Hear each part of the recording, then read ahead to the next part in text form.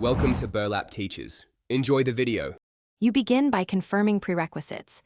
You're signed into Google, have enough storage, and a stable connection. First, compress multiple files into one.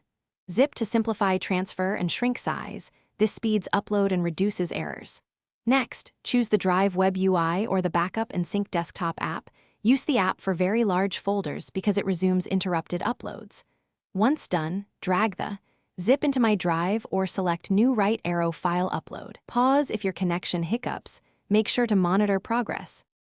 After upload, you need to set sharing precisely so recipients can access the large file. Right-click the file and choose Share, then pick anyone with the link if external access is required, or add specific emails for restricted delivery. Select Viewer, Commenter, or Editor depending on needed permissions. Viewers can only download, editors can modify. If the file is sensitive, set a link expiry or require sign-in. Once set, copy the share link or add recipients directly and include clear instructions about expected download behavior. Finish by confirming the file downloads and opens correctly for at least one recipient or a second device. Ask them to unzip and verify content so you catch corruption early.